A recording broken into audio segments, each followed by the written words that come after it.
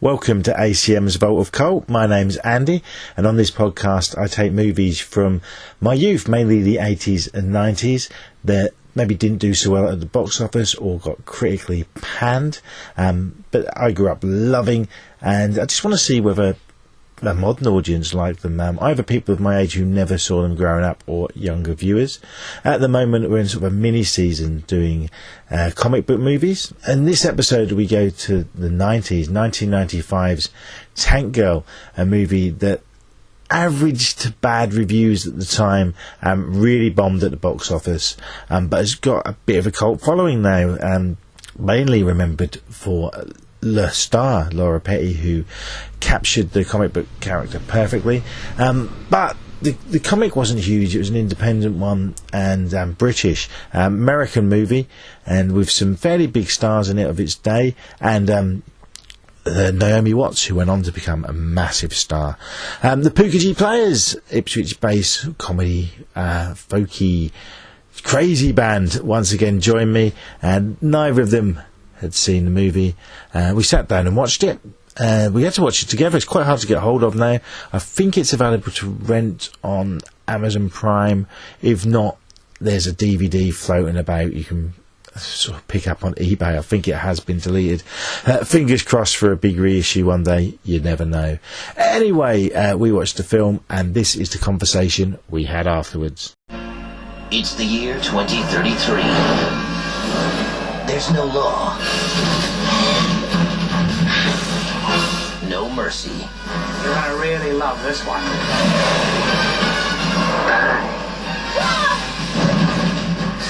And no water. There are 3 million liters of water underneath the blue dunes, and you will retrieve it. The odds of survival are 1,000 to 1. And that's just the way she likes it. My. Talented, isn't she? Hi! Feeling a little inadequate? She'll be fun to break. I like pain.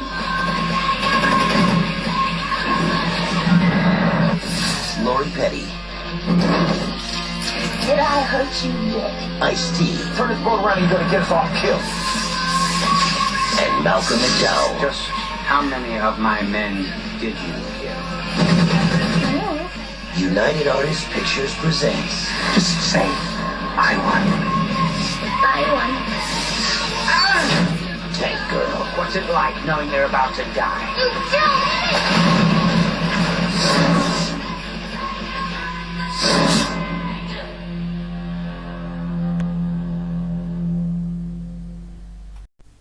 Hello, Owen. Hello, Andrew. How are you? Hello. Very well, thank you. Yeah, not bad. Collectively, you are. Quite warm today. Yeah. You are indeed. And the Pookajee Players, I suppose. Yeah. He wasn't going to say it, so No, I no. thought I'd better do. Welcome back. You've been on a few times now. One of you more than the other. I think Andrew is probably still the guest we've had on the most. I bet be. James Rowe, who was on several of this series, is catching up pretty quickly. He's quite a tall man. I think I could take him down. Do you reckon? You should go into contest on who can be on the most. But this is a sort of mini-series of comic book-based movies that kind of bombed or just overlooked. You two have done a comic book film with us before in season 1, Howard the Duck. Oh yes, we did do that, didn't we? Yeah. Yes. I remember thinking it was alright. Not had its issues, but there was a film in it. Yeah. I think you both kind of enjoyed it. I think Lewis might have been with us as well for that. There was a lot of us, and I'm glad there's not more of us in this very hot room now. Yes. But we've just watched Tank Girl.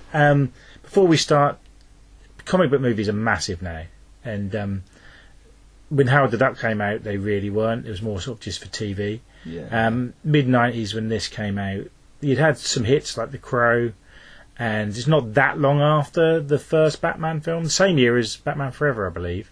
Oh, right. So they were still kind of the thing, but they weren't all as successful as a lot of them seem to be now. But both of you, can I just ask you what your favourite comic book films are? Yeah. The obvious choice is probably the 1990 Teenage Mutant Ninja Turtles? Yep. That is that's an all-time fave, I guess. The Sam Raimi Spider-Man, even the third one. Yeah. That's two good ones. Yeah. Owen? I didn't really aware most films were comic books, I don't think, until probably about the last 2 years. So I used to like the Teenage Mutant Ninja Turtles, as Andrew says, but I didn't know it was a comic book probably till about 2 years ago. Really? Yeah. So probably Batman's about my limit, probably. Okay, are you too big on the Marvel? They're good, aren't they? Some of those. Owen's sort of looking at me. I've seen them. You see, yeah, I mean, okay. Because I was going to sort of call this little sort of section of shows before Marvel ruled the world, but it's not just Marvel now, is it? I mean, like It is DC's mostly though. Yeah. But yeah, this is from a British comic, which was big in the 90s. This film's got 90s written all over it. Created by it's Jamie Hewlett and Alan Martin. And Alan Martin, the lesser known, because the other guy done not long after this the Gorillaz, the music, Damon Albarn, and sort of a band where it was cartoon characters which he drew, designed. And there's a lot of the comic book in this film, sort of the sequences transfer. And when I watched it as a kid, I thought that's when they ran out of budget and they went cartoony. But I think it was just to give it the effect of a bit of both, because it's quite a big budget movie. Did it look big budget to you guys? Not really. I didn't think it looked cheap. I think it's kind of representative of that.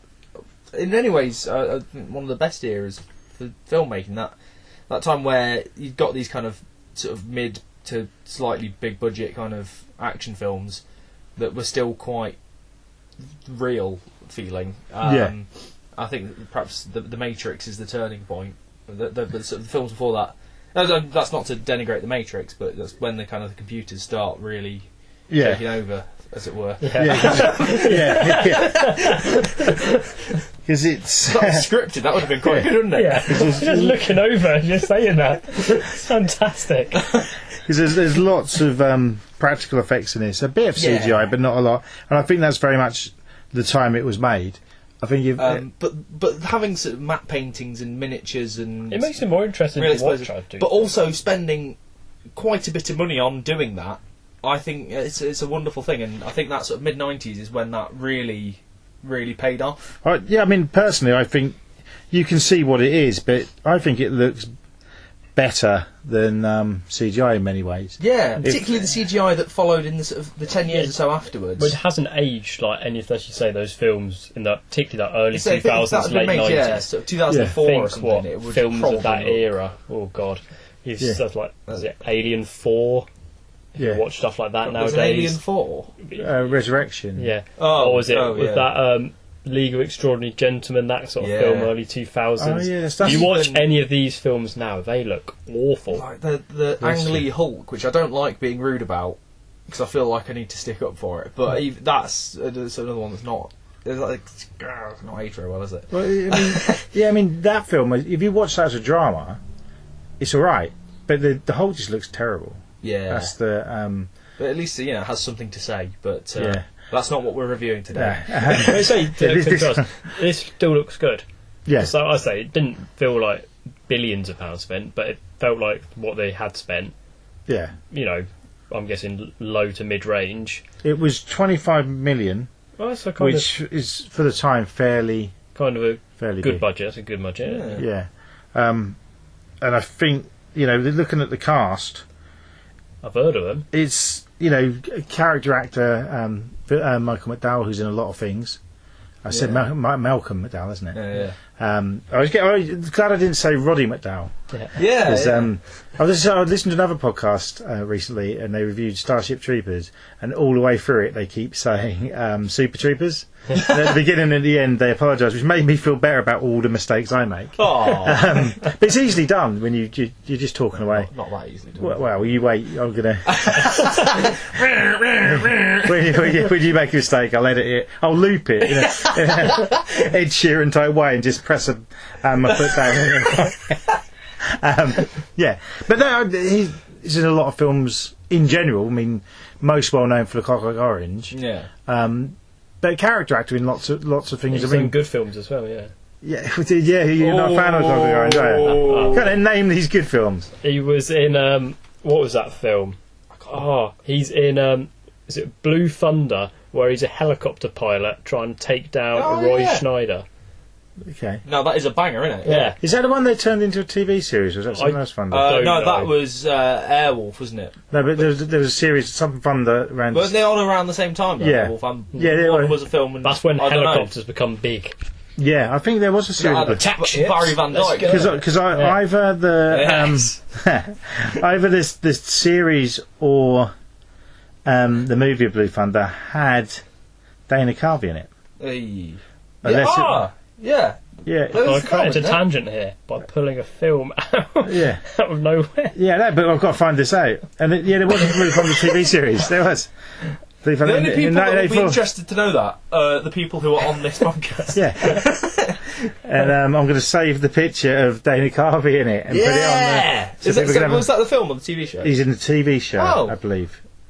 Cool. Yeah. I didn't know there was a TV show. They've done one That's- season, yeah, because I just assumed that was Airwolf. No. So I think the movie would have been a hit, Yeah. and then when Airwolf was a hit TV series, They said, hang on a Yeah. minute. that's it. Yeah. So Tank Girl, everybody. Oh right, yes. Yeah. Yeah, so he was in the film of that. I wasn't Yeah. aware. I think we'll talk about him first, I suppose. As a villain, how do you think he performed? I thought he was brilliant. Yeah. He was really good. He was proper comic book villain, wasn't he? Yeah. Scenery chewing, kind of. Yeah, and Having a great time. we are going to do Mental as well. spoilers, and he has an accident in the film, and then for a lot of it, he turns Not into baffled. yeah. For a lot of it, his arm comes off as well as many other. Yeah. Basically, he gets destroyed. He's got a metal arm, and then for a good sort of quarter to a third of the film, he becomes is it Claw from Inspector Gadget, where you just see. And all the times I've watched this film as a kid, I never really thought that before. But there's a few scenes where you just see his hand, and you hear the menacing voice. Yeah. And I think as villains go, he's there. He's got that. There's a bit of Mean and Merciless about him. He's got some of the wisecracking lines don't quite work, but they're there. So just I think villains are allowed to have lines that don't land. because they're a villain, and Yeah, I think it's fine because they're just mental, aren't they? I think it's even only... Darth Vader bombed. Yeah. yeah. But I don't like with I am your father. No laughs. but with a lot of, especially villains, I sort of in my head like, what if Arnie was doing that? And with those lines and all that, it'd have been fine. That'd been kind of cool. Like that. Yeah. But I think we don't need Arnie because he's all right. I'm not saying Arnie wouldn't be better because Arnie would be better at pretty much anything. Yeah, it's But, true. Apart from being governor. Ooh. I have no opinion on that. So yeah, I thought he was good, and it was not. Was it a couple of years before the Star Trek he was in, Star Trek No, Generation? it was after that, wasn't it? Oh no, you're after because I think that was Yeah, it would '94. be. Yeah. Generations. It was Oh my 94. God. Unforgivable. Oh. Yeah, but Oh, was what he was it? particularly bad in that film? What do you think? No, he's probably fine. I don't know. Yeah, I just hate that film. Because that was the first Star Trek film I think I saw in the cinema, Oh, and I reckon I saw that. Well, this would have been the first thing I saw him in after that, right. and I don't even think I connected it. I don't know why. I think he basically plays the same character. Yeah, he's, Some guy Except trying one of to them do is in a good something, film, and one of them is not. and you're not really sure what he's trying to do. But he's trying to do something, Yeah. and he's kind of cool. yeah. But I think he's just a great villain because he is a bit of a. Bit, I mean, Philip Schofield. We'll just well, because of the hair. Yeah. Yeah. I think just sort of go over the plot really very quickly. It's I'll leave that to you, I think. it's set in 2033. There's been some sort of incident. There's no water anymore. So, Oh dear. That would- What? that's, I don't know, that's seeming eerily plausible. Yeah, exactly. Yes. Yeah, because it's and it's what they called Water and Power. Is that the name of the villains? Which he's in charge of. They basically are in control of all existing water. We find out it's because they can get water from human bodies. Yeah. Tank Girl and I didn't want to take notes. You've been waiting to say that. Haven't you? Yeah. And Tangirl and her little rebels who sort of live in a kind of shed steal water from them, and instead of just like arresting them, they rock up and try to kill them all.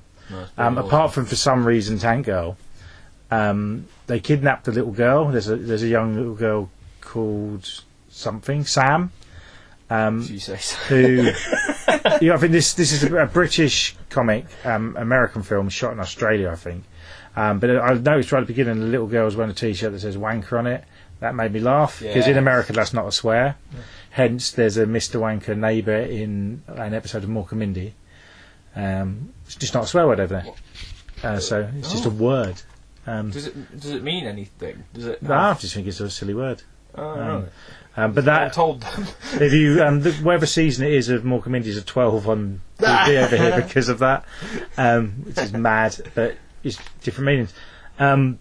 So her sort of her whole sort of family get killed. What's going on? Her whole family gets destroyed, killed, whatever, including her very charismatic boyfriend. And she doesn't seem bothered that he's dead, which I think is great because he's It's the right response. Yeah, he's a bit of a himbo, isn't he? He just sort of doesn't do anything. But yeah, that's all out of the way. And then she basically, she gets kidnapped by them, doesn't she, as well? And it's all just a bit all over the place, which is great. There's lots of action going on. There's the sort of stormtrooper type people who are a bit rapey. That's weird. That's Long story short, bad guys bad, good guys team up with kangaroos. Bad, isn't it? And there's a long wait till we see the kangaroos. Did you know about the kangaroos? No, I the did rippers. not. No. It's very sketchy, and the reason for this, I think, is the comic books were like just short, mad stories. Yeah. There's no, or at least at that point, the early comics, there was no sort of big, long narrative. Yeah. It was just this mad stuff going on, and a lot of the jokes, I can remember jokes about like Keith Chegwin and stuff like that, which obviously wouldn't work in the film. And there's a guy credited for writing it, but the creators were trying to be involved, and a lot of their jokes and stuff were just rejected. So there's a reason I think it didn't do well with the fans of the comic. Yeah. But I don't actually think the comic was big enough anyway. I think they sort of wanted to release it, and people just think it's mainly this new thing, kind of this underground thing that they were going to bring to its own. Yeah. But it is the water plot, which a bit of Waterworld, which came around the same time. Yeah.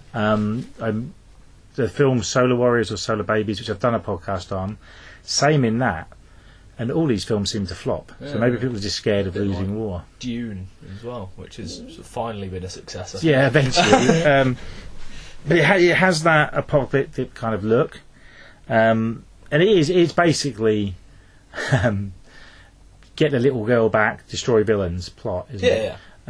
There's a mad dart sequence around in the middle. Oh yeah. They go to I'd forgotten about that. Likewise. Yeah, which I'd forgotten it was. I remember the song being in it, but I forgot it. It is quite Fred Astaire, isn't it? It's quite big dancing. Yeah. I think that's what they're going for. What's it? I can't remember the geezer's name, but the top-down camera, everyone's spinning around, and there's water going on. Yeah, right bang in the middle. Didn't it? That doesn't help. But, look it up. Yeah. Do some research, people. Yeah.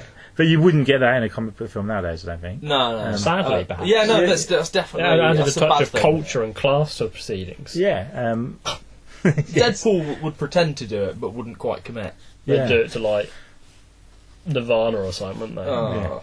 Yeah, but all So that edgy nowadays. that sort of music. There's like Bush, L7, Hole are all in this, but this is when they were around. Yeah. But So the it funny kind of- thing is, it's all the music that hasn't made a reappearance in all the newer films. It still kind of feels like, yeah, we're 14. Yeah, Yeah.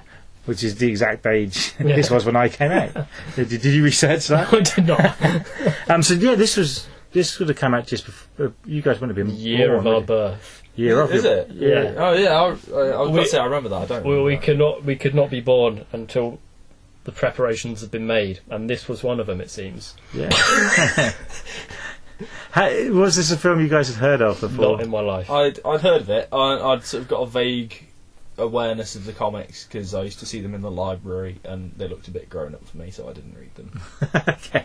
I was 23 years old at the time. So you remember seeing them as a kid? Yeah, in the film. And the film. Past them and got the Asterix books instead. Well, yeah, I'd been reading both at the same time. Yeah, no, respect. Good for you. And if you've seen the live Asterix films, Let's not dwell on that. Oh dear. Yeah, so I think I just said it. If you've seen the live Asterix films, I think it's very warm. It's very warm, yeah. Which is good because it's what the film would have been like. Yeah. So it's you came around to watch this because it's hard to get hold of as well. Which is and rewatching it, I thought, is there anything in it that is why maybe it hasn't had the re-release and stuff? And to be honest, there's a few little things you certainly wouldn't do in films now. Yeah. I think they're kind of, as you say, small of the era things more than this cannot be released. Yeah. You know, it wasn't. Yeah. Nothing too major. No, I mean, there's the sort of mentioned on one of the guards is especially one that goes quite rapey. But that rewatching a lot of these films for this podcast, like the Legend of Billie Jean, there's a lot of that in there. You don't see anything, nothing, and the end of this reveals that he didn't get what he wanted with the character. He's but just trying to very dodgy bit with the girl who they say is 10 years old, basically sold off. Yes, that was a bit bleak. Yeah, and also the guy who with a man who was famous in the 70s. Yeah, the guy who buys this little girl. Nothing happens, and they save her. So you don't not watch the film. He's played by Iggy Pop, who's obviously a big name. I don't think nowadays, especially a rock star, would want that. And I for a moment, unfairly tarnished the name of the great Ronnie James Dio because I got them mixed up. So I'm stupid. Yeah. Public apology, though, was, slandered or libelled a dead man. Yeah. Not for the first time. So, would you say? I mean, it's hard to even retell the plot. So, would you say this film had a poor plot? It's not poor. There isn't really one. I think it's more a matter of pacing. If there's anything that sort of lets it down, it takes a little bit of a while. There's no sense of urgency in what surely should be quite an urgent situation, and maybe that's deliberate. I mean, it tries. In the comic books, she's very wisecracking, and that slows it down in the film, I think. And there's one film where one scene where they're trying to save the girl, and she decides to try on all the different clothes, and I'm like, well, why aren't you saving the girl? That bit, we're seeing it getting dragged away. It's trying that bit. I mean, I like a lot of the humour in this film, but that bit was trying to be funny and wasn't. It's funny. It does sort of take you out of it a bit, doesn't it? What I was thinking the way through, going back to the sort of the Ninja Turtles film, was that in parts it reminded me of that, and parts of when we discussed Freaked. Oh yeah. And it shares DNA with both of those films. Yeah, but it doesn't quite have a good enough script and jokes to be like Freaked. Yeah, doesn't quite have enough emotional investment to be like the Ninja Turtles. Yeah, and at times flails in between. Yeah, that's it's a fairly minor criticism. It's still really good fun, but it's what holds it back from greatness, I think. Yeah, and you mentioned Deadpool earlier, and the comics are much like the Deadpool comics, almost like spoofing other comic books and the breaking of the third wall and that sort of thing. I think a lot of her humour would have actually worked if she was talking to the camera instead of saying these lines to the other characters. And at some point, I've got to admit, and I thought this even as a kid, sometimes she is just annoying in it. Yes, I think especially early on. In the first 20 minutes of this film, the voiceover. Oh my god! Yeah. You've not seen any characters yet, and that's your first introduction. I must admit, I've actively rooting for Malcolm McDowell. Yeah. The first 20 minutes. If I'd have first watched it to donate to his party. Yeah. If I'd have first watched it in a bad mood, I might have turned it off. Or if it was really hot and you'd been dragged out in the evening to watch it after a long day. Yeah. You had a fan, you had a window open, and the door was locked. Yeah, and you could have skived off like you have done for things before. So that could have happened. But I think mostly you enjoyed it. So No, I did. I did. Um, I've enjoyed it a lot, actually. But there are a few things I do want to mention. The Rippers, or the kangaroo characters, I do think still look fantastic. Yes. They were made by Stan Winston, who everything. I'm googling, but he directed the film Pumpkinhead, which is a horror franchise. He directed the first one. But he like the Predator. He designed the whole. Oh, that makes sense. yeah. I mean, And then they kind of look like the That's what I was going to say. When you first see them, they act like the Predator. They move and jump about. But it's like that. And then when you get to see them properly, it does go Ninja Turtles. Yeah. Yeah. One of them, I forgot how pervy he is. Yeah, that was a bit scary. Yeah, but it's all All the other playful. pervs kind of get their comeuppance. Yeah. But he sort of doesn't. He gets rewarded. Yeah. And he's even wearing a Hooters t-shirt at one point. Isn't he? Yeah. He just really likes Nottingham. That's But I like the different characters. You've got like the Jack Kerouac one, who's great. He's the best one. He's just playing the bongos and stuff. It's just brilliant. Ice-T is just the angry. Mr. T should have played that. Yeah. But Ice-T I think he's good. Because it's Ice-T in a comedy, which essentially this is. The fact he's so serious makes it work, and he just is this angry kangaroo, and all the rest are quite cool. The rest are like Ninja Turtles. He's like an angry Splinter. He's like Raphael. I suppose, he's angrier than Raphael even. Well, yeah. So he doesn't put a trench coat on at any point. No, he doesn't go. And then there's Booger, who I remember from the comics quite well, who does end up being her boyfriend in the comics, which people might think is a bit weird, being a kangaroo. But it does say he's part dog as well, doesn't it? Yeah. Because the way he acts, he's kind of. I always saw him as that stoner type character. I like that. I just think he's funny. He's cool. Yeah. He's very likable, as he is in the comics. And I will mention that it really implies they have sex, doesn't it? Yeah. Yeah. They spent $5,000 on a prosthetic penis. No. And they showed it to a test audience, and I think it's MGM were like, no, Oh. take it out. It's not happening.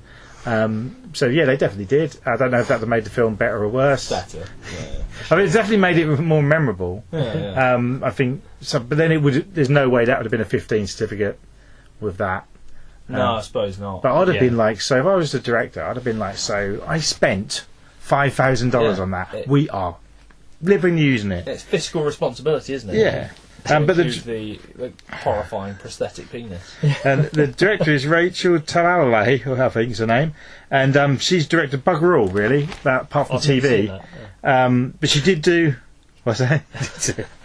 She done Freddy's Dead, the least popular of the Nightmare on Elm Street films, which I quite like, and a film called Ghost Machine, and more recently in 2020 a film called A Babysitter's Guide to Monster Hunting, which I think is like one of those sort of kiddie ones. Sounds quite good. And then she's done like loads of TV, like Doctor Who and things like that.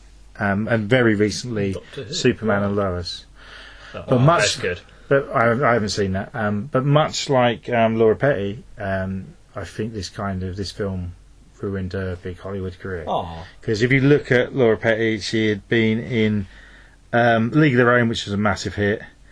Was it Point Break she was in? Oh, of course, yeah. Free Willy. Yeah, it was huge, wasn't it? And then sort of comedy, she was in Cadillac Man with Robin Williams.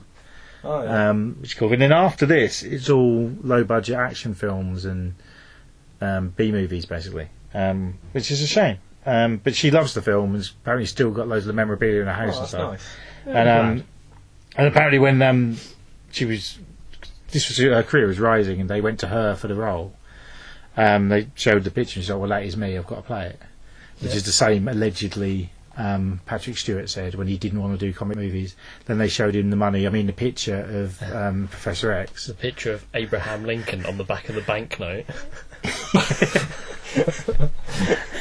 And he says, I can see that. Yes, exactly.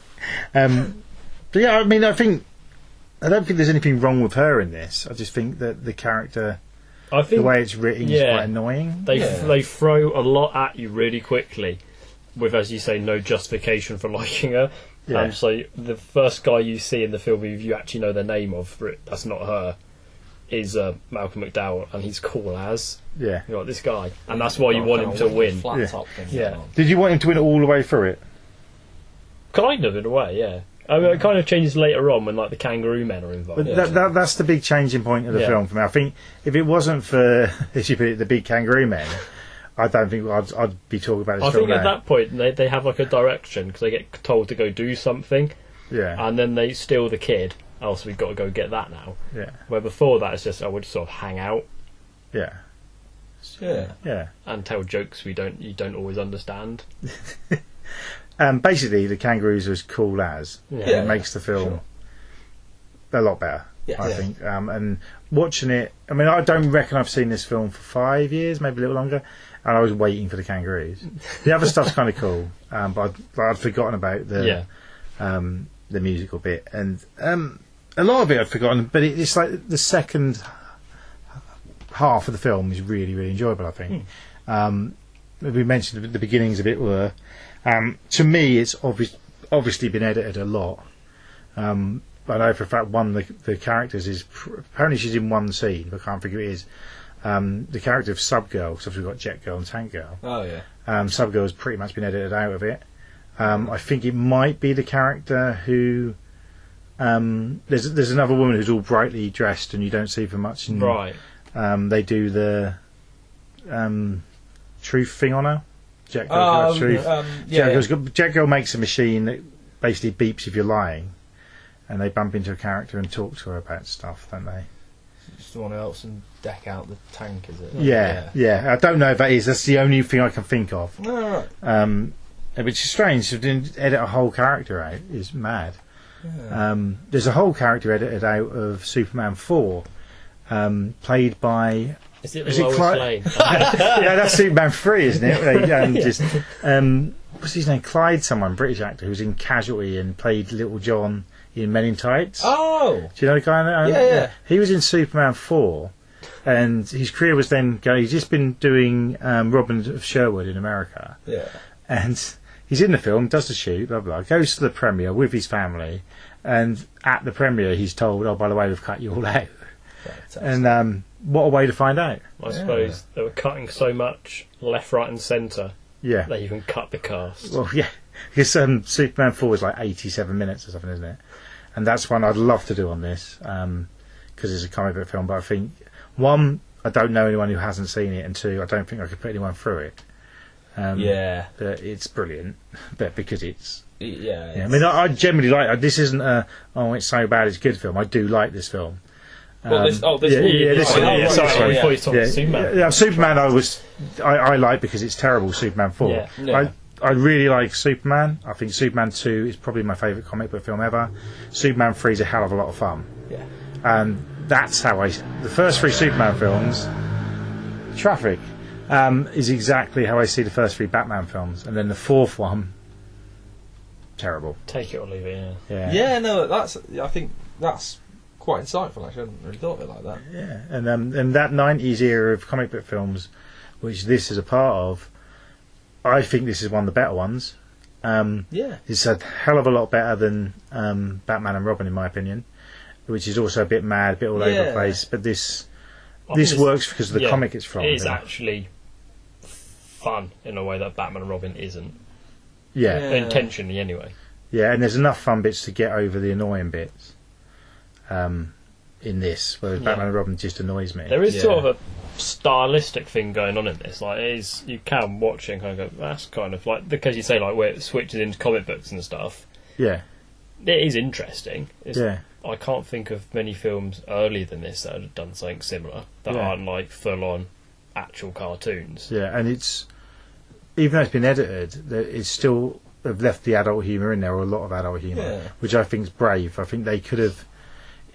Well, nowadays you think they'd plump for the 12, wouldn't they? Yeah, they would. And I will mention that there's talk of a reboot with. I don't think it will happen now, but a few years ago there was a talk of a reboot with what's the name who played Harley Quinn She'd be very good. She would. Is it what's her Margot Robbie, isn't Margot it? Robbie? Yeah. I nearly said Margot Kidder. I nearly said, which is not Margot Robbie. She's doing the Barbie film now, which could be alright. Yeah, that's being directed by Greta Gerwig, isn't it? Yeah, so Who that's would maybe be a good candidate for directing a tank girl film. yeah.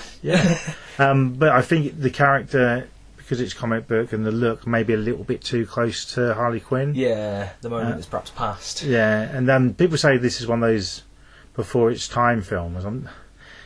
Maybe just, but when you look at, I mean, Harley Quinn as a character is massive now, but none of the films have been a hit, really, not massively.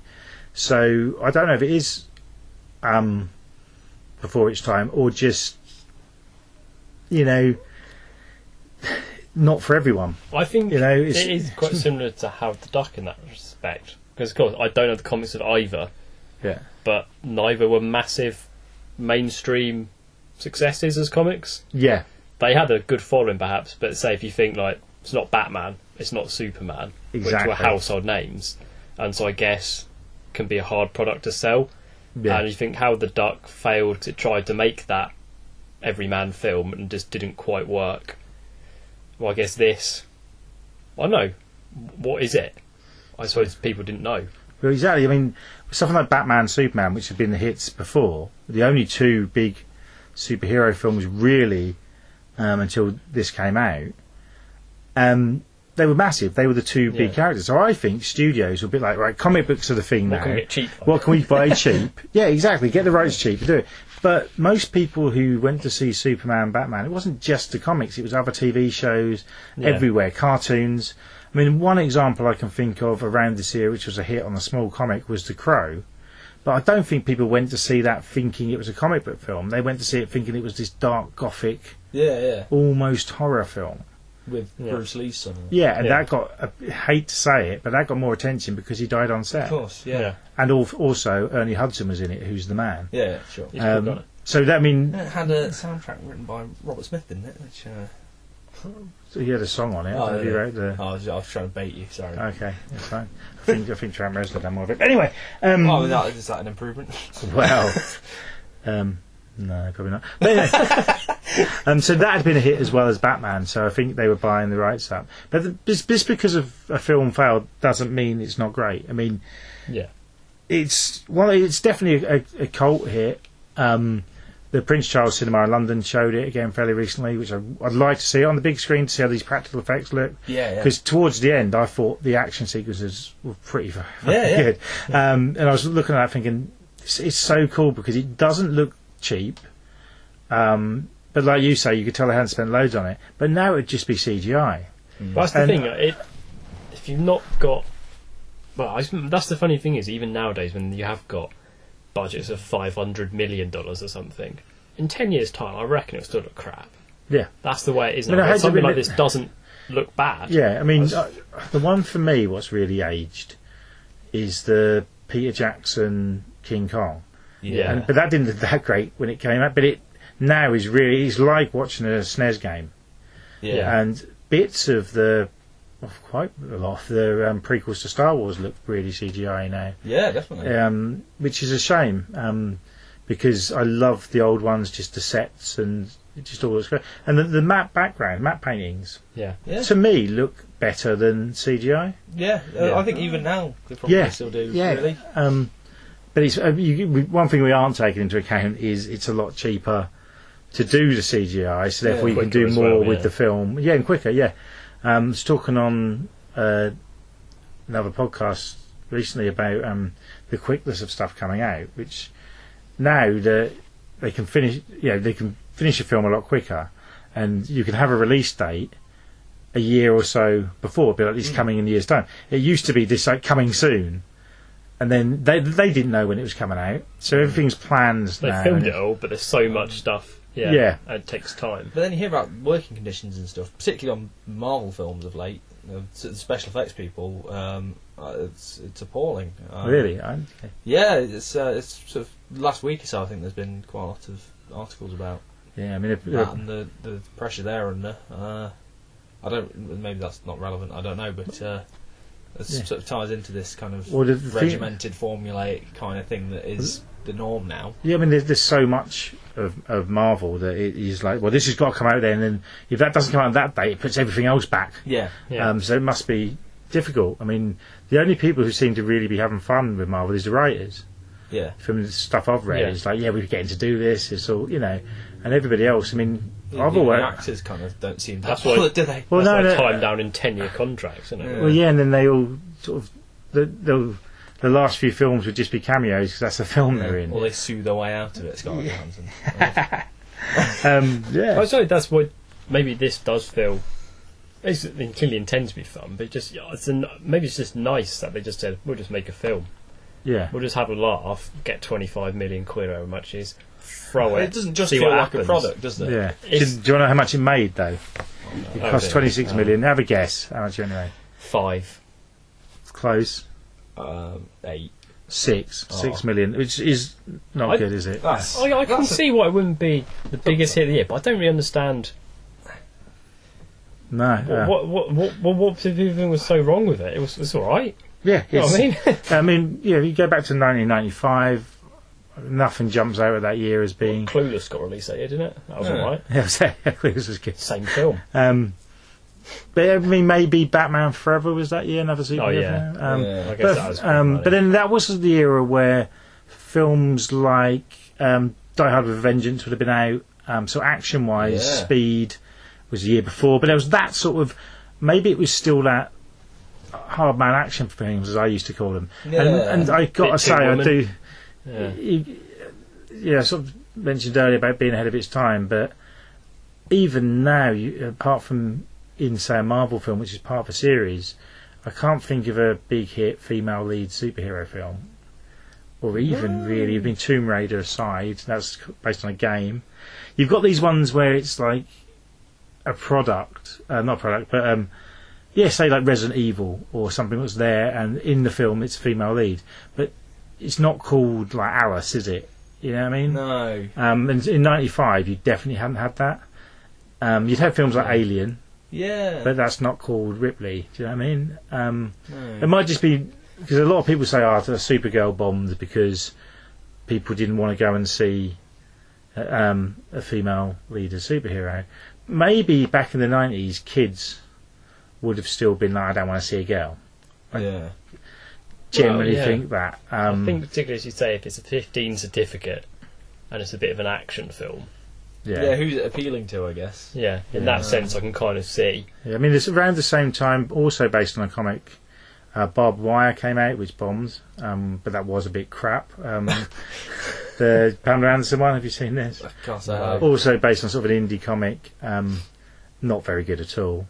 But that was about the same time as this, so I think it might just be that too many films that seem that sort of... Lots of action, couple of superhero, and also a female lead. I guess, yeah, I can sort Yeah. of see that, I guess. And there's no actual...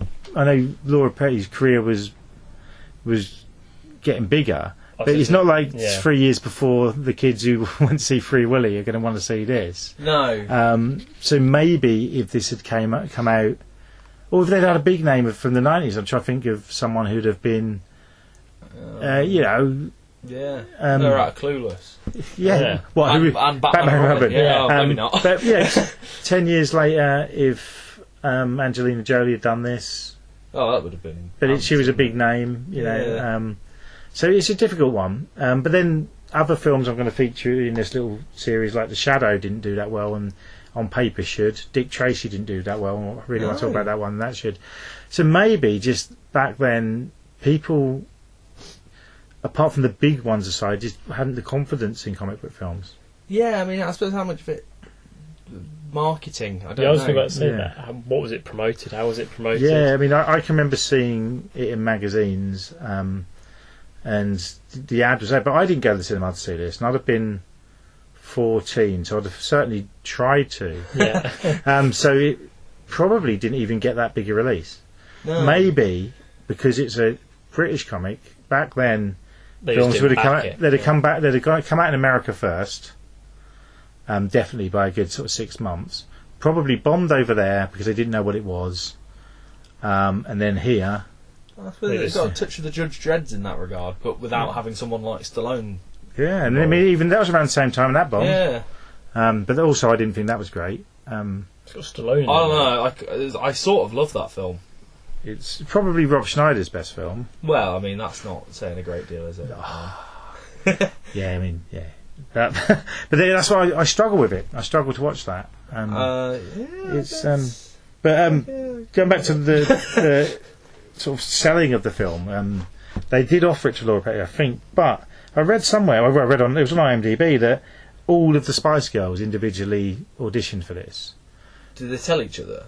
Probably, or not, because they might have wanted to break through, and which I think might have sold the film to a younger market. Yeah. But also, Laura Petty can act. Yeah. So, it would have definitely been a worse film. Maybe they could. The Spice Girls could have played the Kangaroo Men. I don't think I'd have watched. Yeah, or the soldiers at the beginning who got shot. They could have played them. It's quite gory at the beginning as well. Yeah, it's good, isn't it? Yeah. I think this film now would be a lot more violent, a lot more offensive. Because it's the odd, one way or the other. the odd thing sticks out in this. I mean, there's an incest joke quite early on. Do you remember that? I don't. She's when she's sort of first getting to know Jet Girl. She says it's like the first time. Something like the first time you have sex, you say, I can't think of about your dad. something about your dad. Yeah, so it's that's in there. But it would just be all of that, and then loads of blood, and that's and the violence would be like this violence doesn't feel like a 15 nowadays violence, does it? Well, No. back in my day, films weren't as violent, were they? But this stuff happens and it's fun, it's action. They're just having a laugh. They're just chucking people about and killing them. Lots of But nowadays, explosions they and get like limbs severed. yeah. willy-nilly. That's cool as well. Though. No, but it can be. depends. Yeah. But I think it would all be. If I'm doing it, it's good. Cause I'm a big fan of have the offensive jokes in there, yes, but not constantly because it dilutes it. Yeah. So in this, I think it works. Whereas, don't hate me, people, but I don't dislike them, but I don't think the Deadpool films are half as Lazy good as people say. filmmaking. It's like they've given Kevin Smith the script and he's just added knob jokes in. They're enjoyable enough, but I'd rather watch something where I might have even said this in the podcast before. I love the humour in, say, Planes, Trains and Automobiles, where it's like PG level, and then there's that one scene where he breaks and keeps saying the F word. That's hilarious, to me anyway. Yeah. But if they'd have been swearing all the way through the film, that joke wouldn't have worked. Yeah. It's the Tarantino effect. Yeah, exactly. So that's why it's the same with anything.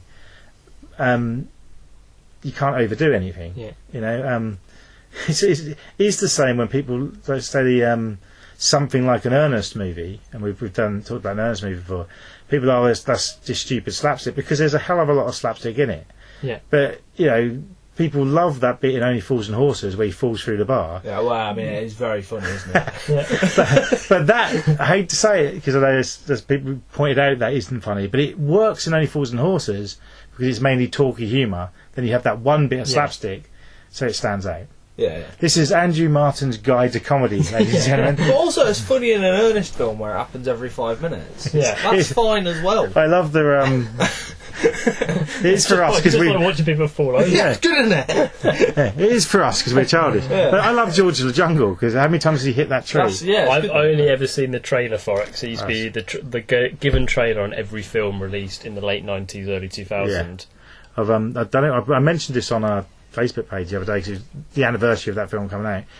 Generally, when it first come to video, I'll say I was 18, maybe not. We done a thing, a few of us went around the house, and every time we hit a tree, we had to down a shot. Oh. Brilliant. We should all do that again every day. No, don't do that. Responsible drinking is a thing. But I was young. It is a thing. That's based on a comic book, isn't it? George of the Jungle. Let's just talk about the cast a little bit more. Sure. Malcolm McDowell, as I say, he did enjoy it. He really praised the director. Laura Petty said was great, and he said one of the most fun he's ever had on set of a film, and he's been in a lot of films. We haven't mentioned that Naomi Watts was Jet Girl. She's really good in it. She's apparently ashamed of it and doesn't like talking about it. She's not as good as I thought then. Yeah. I'll take it back. She is good at it, but maybe when she's looking scared and all that, maybe she's just scared because she's like, "Oh no, this is going to ruin my career." But it was really early on in her career. She'd done like a few small roles in movies. She was in Home and Away for a bit in Australia. I always forget she's Australian, and she was in. Have you seen the film Matinee, the Joe Dante? I haven't. No. She's got a very small role in that. And then after this, then her career took off. So it didn't harm her career at all. Did she do that Princess Diana film? Was that her? She's done that quite a while. Is she ashamed of that one? Because she should be. Probably. She's Mulholland Drive. She's done. Of course, yeah. She's done loads. I don't know if I've actually seen her in anything. She looks apart different. From this. Have you seen the American remakes of The Ring? She's in both of those. No. Okay. Google her. She's in lots of stuff. She was in. I mentioned it. The remake of King Kong. I have seen that. Okay. Yes. So I'm back on board. Yeah, I'm back in the room. Not to say that that film's dated. She was the one woman in it. That film might be more boring than the Princess Diana one. Controversial. I don't know. You're not a fan? He's correct though. She was the woman in it. Yeah. Too long. That film. Too long. Yeah. Not very good. Had Jack Black in it. Yeah. Yeah, it doesn't help. Yeah. Well, actually, he's quite good in it. Yeah. Yeah. So, I have no opinions of any value. Thank you for inviting me on. That's right. I'm just going to go through what do you reckon out of 10 this go on IMDb? On IMDb, I'm guessing because they're all like 10-year-olds or something, and they're all kids on there now, aren't they? In there. On that IMDb. On that IMDb. All them kids. All of them kids. All them kids talking about the 27-year-old film that I'm younger than. I reckon they gave it like a 3.5 because they're wrong. Incorrect. I'll ask Mr. Stratton what it got out of 5 on Letterboxd. 3.8. Incorrect, but you didn't go low because it got 40% on Rotten Tomatoes, but I don't care about Rotten Tomatoes. I don't understand what. I don't really. That's an average critic. I think they do like the same system as like the rain on the weather forecast, don't they? So on Letterboxd, it got 3 out of 5, which is higher than I thought it would get. But that's more fans, isn't it? I guess, yeah. And IMDb 5.3 out of 10. Yeah. I'm not arguing Letterboxd. I think IMDb is wrong, in my opinion. Yeah. I think that shows the different types of kids you get. IMDb versus Letterboxd. Yeah. IMDb, nah. Yeah. Must be having you. Layabouts. Yeah. Shawshank Redemption's not that good, mate. It's like it's all right, isn't it? But it's not that good. It's not the best film ever. No, it's not. Well, what's your favourite film? I mean, that's irrelevant. What my favourite film is not the best film ever made. No, I was going to look on Letterboxd for where you put the top films, but I don't think you've done it. No, I haven't done it because someone will go, "Hey, that's not very good, is it?" You probably. Yes, that's what I'm about to do.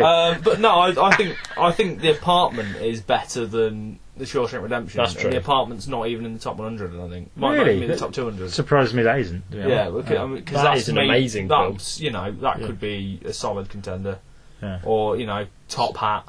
Yeah. So would they be your favourite film? No, not necessarily, but there's certainly. Do you? I mean, shout. Shawshank... Ted's Excellent Adventure. It would be daft to have that as number one. It's good, though, isn't it? No, I love it, but I can't, in good conscience, say it's the best film ever made. Yeah. Although I do think it's better than The Shawshank Redemption. But it's probably because everyone says The Shawshank Redemption. Because they're idiots, aren't they? Yeah, I like it. That talented young fellow, Christopher Nolan, they like him, don't they? Oh, yeah. They like him. Yeah, that's Shawshank right. Redemption's better than anything he's made. Well, no, it is, yeah. It is. Okay, and Owen? Our favourite film? I like a lot of crap, to be honest. So do I, hence this podcast. I wouldn't say it's the best ever made. No, but your favourite. I don't know if it's in favourite, it's quite good, isn't it? But I always liked that not very good 90s Phantom film. That's always fun. Are you looking about... No, generally. I quite like that. It's not very good. I haven't seen it for ages, and because I'm doing this podcast, I bought the Blu-ray recently. Also, I like the 50s C movie western with Audie Murphy called Duel at Silver Creek. where the sheriff has the Indian sign over Johnny Sombrero. Sounds good. Yeah, that sounds good. And also, you only gave High Noon like 4 out of 5 or something recently. No, High Noon's not that good. What? It's just a man who can't act walking around looking at people. It's like my life. Yeah, you still gave it 4 out of 5. If I wanted to do that, I'd just do it myself. Yeah. High Noon was a busman's holiday. Yeah. But High Noon is basically the spaghetti westerns without violence. Yeah, they say it's really good, but that's because they haven't seen The Searchers, or My Darling Clementine, or Red River. It's like the best western ever if you've never seen a western. Or that one where Roy Orbison's got a guitar with a gun in it. That sounds Yeah. good. Oh, yeah. Or is it because this film was early and influenced all those other films you're talking about? Red River and My Darling Clementine were earlier. Oh. Stick that with your vault Yeah. of cult. I'm going to watch this film and then tell you you're wrong. Oh, yeah, that's fair. Yeah. It's like when you walked across a room just to tell me you thought my rating of The Muppets Take Manhattan was wrong. It was! You gave the Muppets to Take Manhattan 3 out of 5. Yeah, but that is wrong, isn't it? Yeah. 3.5, come on. Oh, was it 3.5? Yeah. I mean, it's at least a 4, isn't it? Just for that bit on the bike. Yeah, that's, and you see the Best in Muppet Box is Babies good. I like the song they sing, that's good. together again. Yeah. It's a banger. It's my Yeah. favourite Muppet song. Really? Yeah, it's a banger, isn't it? No, the best one's The Rainbow Connection. No, the best one's I- Tina Fey singing The Big House. Yeah. That's quite good as well. Well, Muppet knowledge is quite good. So, ratings from you two for Tank Girl. Out of 5. Owen? You want a letterbox star system here? Out of 5, yeah. What are you thinking? Because Dead Air's a bad film. Let's see, you've done it out of 5. Is that so I can't give it 6.9? So I'm going to have to give it 4.2. But it's a 3.5, I think. 3.5? That's Yeah. fair. There was part of me that'd like to say it's 4, but I think Yeah. 3.5 is. Yeah, I think that's fair. It flirts with the 4. Yeah. There's a lot of charm going on that could easily sway me. I think if I saw yeah. it in the cinema, It's if as I'd if- gone to the Prince Charles screening, I'd probably come out thinking it was a 4. If Yeah. you'd been in a good screening where everyone's on board, and when you walked out after seeing that end half, I think you'd have gone, that's a 4. It's like watching Rogue One, isn't it? Where Yeah. you like the first hour, you're like, this is boring. And Then you see them die. the whole You're like, ending. yes! I was wicked. Yeah. I 3.5, totally, yeah. I do agree with it. For me, I've got the nostalgia thing, hence what the podcast is about. I'd personally give it a 4. But Can't fault you for that. but maybe because of the fact I loved it growing up. I Yeah. bought a video. Now I've got the DVD. I haven't got the Blu-ray because it's not been released in this country, but I'd certainly buy it if I had it and I want some extras more than just a trailer. But it's not one of those films that we mentioned. Prince Charles has shown it. It's certainly not one of those films that people would like because it's bad. No, Yeah, because yeah, it's not yeah. bad by any metric. If Yeah. you're looking for bad, you will be disappointed. There is Yeah. no bad in this And I film. think I was pleasantly surprised to see that it got 3 out of 5 on Letterboxd. That actually made me think, because a lot of people would just give it 1 because it's dated, blah blah blah. But then you've probably got a lot of 5s from people who get it. But I really struggled this time around with the first sort of 10-20 minutes. I was Yeah, just it like, doesn't it's quite work. not flowing. It's not very likeable. And then it gets better. Then it really gets better when you see the Rippers, Yes. who were cool. Yeah. Who sang the song over the end credits? Which was What was it? Let's Do It, isn't it? Oh, that's Joan Jett, Oh, that makes and sense. I think it's one of the replacements. Cool. Because I like the soundtrack. You've got Yeah. I mentioned good. that whole, and but you've got Bjork, and Yeah. it's mainly that sort of grungy punk. But not in a But- hack way. No, Like no. the recent Batman film.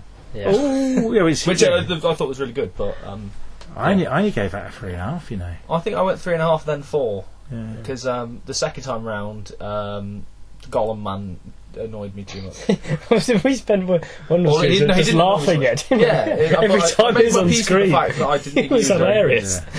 That's not really relevant to this. Sorry, podcast, yeah. is it? Well, it's comic book based. But Oh the, yeah, um, that's a really good film, but I thought he just doesn't. He's really good in lots of things as well. I do like him, but I thought he was a bit weird as Alfred, and he made me laugh. I didn't dislike him as Alfred, but all the other Alfreds, even Michael Caine, I thought have been really good. Yeah, The guy in I forget his name, but who was in the original 4. Michael Gough. Yeah, Yeah, he was awesome. yeah. and even the guy you probably won't remember in the series Birds of Prey was good. Yeah. He appeared as a butler or something in Seinfeld as well, and then got the role because of that. And obviously the guy from the 60s one was fantastic. When he put on Batman's costume and pretended to be him, but it's all floppery and pyjama-y. That was great. Yeah. And that's all of them, isn't it? Oh, and Sean Pertwee in Gotham was actually pretty good. But I think this guy was trying to be that. But it works in Gotham because he's younger. That's the problem. And he's a little kid, and in this, Batman's getting to that adult age, so Alfred should be a bit older. Andy Serkis sort of reminded me weirdly of David Jason, and that sort of made me think maybe it would have been better if it just was David Jason, but maybe he's too old. I don't know. Yeah. And then he'd fall through the bar. That would at least it would have been a funnier film. Yeah, he'd have hit the ground. That actually wouldn't have been just as funny as just watching Andy Serkis trying to act in it. Yeah. No, I don't mean that as... I don't know what it was. I think he was just miscast. Every time I saw him, I wanted to laugh. Yeah. He was just quite funny. We derailed your podcast. No, that's fine. I like going off on one of them. But I was going to say, just going back to cast, I don't think anyone stood out as not being good in this film. No. Apart from John Travolta. Well, that would have been better if it was John Travolta, because it would have been funny that John Travolta was in it. Should we let the audience know what we're talking about? Yeah, to be honest, I don't really know what I'm talking about. There's a guy who looks like John Travolta. And that's the rapey one. The rapey guard, henchman guard. He's got the sort of cheesy John Travolta hairstyle, hasn't he? Yeah.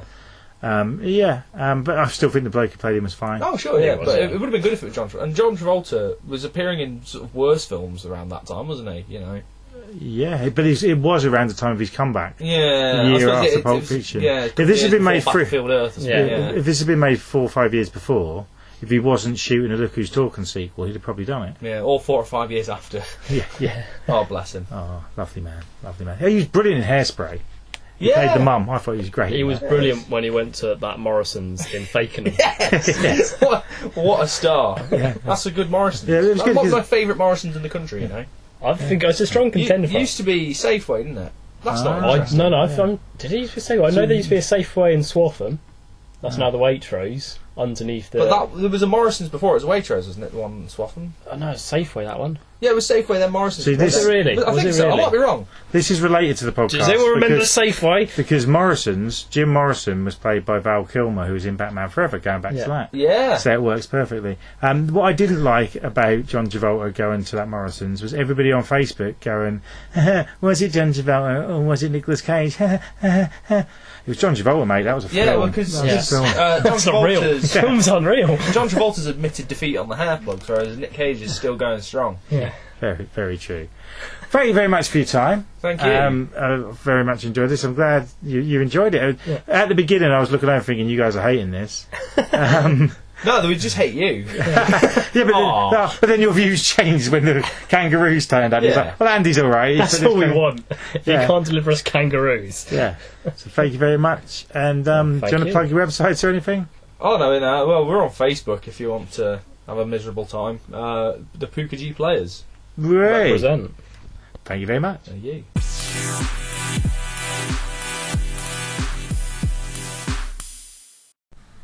Huge thanks to Owen and Andrew there, the Pookajee Players. Do check them out. If you can get to see them live, always put on a good show. They also joined me as guests on another podcast that I've just started doing called the King Street Cinema Podcast. Do check that out. It based around Ipswich's only independent cinema, King Street Cinema. Each episode, which comes out the first of the month, we focus on one of the classic movies they'll be showing on their screen. And they guested with me on the first episode chatting about First Blood, the Sylvester Stallone classic. And the second episode, which comes out the 1st of August, James Rowe, who has guested on this show many times and is a projectionist at that cinema, chats with me about the classic 1987 movie Predator. Also, the Pookagees talk to me about Star Trek The Motion Picture and the Martin Scorsese movie King of Comedy. So get on that if you can. Sorry to do a little plug, but you've got to do these things, haven't you? But thanks for listening to this podcast. There'll be another episode with you very soon. I'm hoping to do either Supergirl, Dick Tracy or The Shadow as part of this mini comic book season. And please give us a good old rating on wherever you've listened to this if it has the options. That really helps. Tell your friends, share it about, get in contact with us, message the Instagram or Facebook page. Let's chat about these films. If you're interested in coming on as a guest, you're more than welcome. Just drop me a message. Thank you very much. My name's been Andy, and this has been ACM's Vault of Cult.